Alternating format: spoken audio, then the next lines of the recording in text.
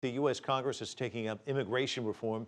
And as a Senate hearing got underway today, one senator urged his colleagues to refrain from using the Boston Marathon bombing to stall debate on immigration reform. Does the immigration status of the bombing suspects belong in this debate on comprehensive immigration reform? Joining me now to talk more about this and the overall immigration reform effort are Richard Fowler. He's a political strategist and radio host, and Judy Pino. She's a communications director for the Libre Initiative. Hopefully I got both of those right. Hi, Mike. Let me get your stance on this. What do you think? Does this really have a role in all this? I know Republican Senator Charles Grassley last week said, hey, maybe we should put the skids on this for a little bit, kind of talking about this issue. Or does this belong in the debate?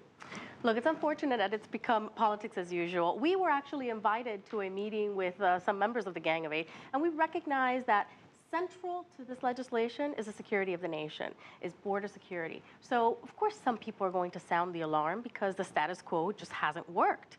So, for us, this is an opportunity to look at the flaws maybe in this legislation and take a second look to see how we can make our nation safer. What about go slow, Richard?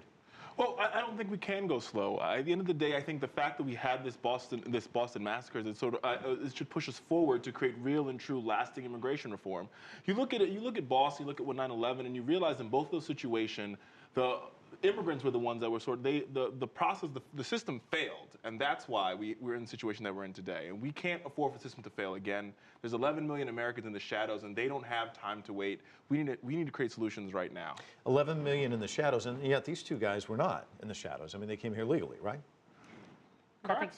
That's exactly right. And to his point, well, in this case, these guys had no prior, background. But again, there are things in this legislation that are going to make that clearer. For example, people coming in and out will have to show certain documentation. E-Verify is going to be a big part of that. Should we be looking at Boston as a potential? I'm not completely sure, but we should definitely be looking at the legislation more closely to make sure that we don't make any mistakes moving forward. Let me throw this question at you, and I want to get both of your thoughts on this.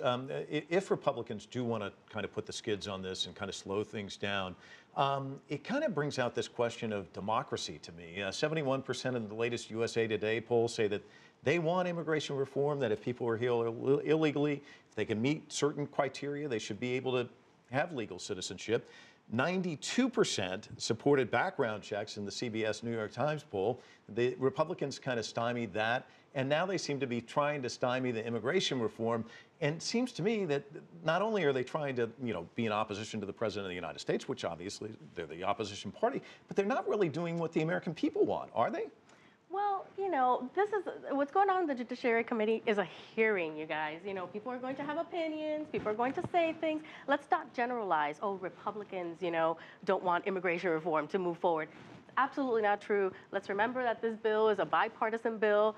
4 Republican senators, 4 Democratic senators, including Senator Marco Rubio, who has been extremely vocal. And we also have the House bill that's coming up, and you have Mario Diaz-Balart, who's also making sure that security and border security is priority. So there's a lot of conversation moving forward. Richard, I'm sure you have no thoughts on my question. That was kind of the easiest softball I could ever throw in your direction. I mean, it's politics as usual for the Republican Party. They'll do anything possible to appease the far-right fringe of their party in exchange for absolutely nothing. 90% of the American people agreed with background checks. The Republican Party voted against it. 71% of the American people agree with immigration reform, and the Republican Party will do everything possible to vote against it. This is politics for them. This is not about the American people. It's not about moving our country forward. It's not about rebuilding our economy. It's not about creating jobs. It's not about making sure our children are safer. It's about politics and pleasing millionaires and billionaires, point blank, period.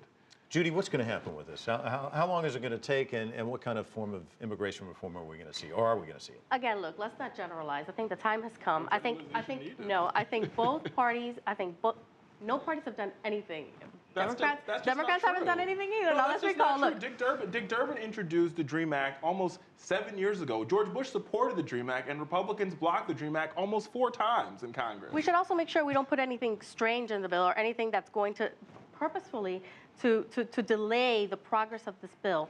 So is it going to happen? I have full faith that it's going to happen, only because times are different. It's a new era, and I think both parties recognize finally that it's time to do something. We'll leave it at that, because both of you can probably agree to that. Thank you both for coming in. Certainly appreciate it. Thanks.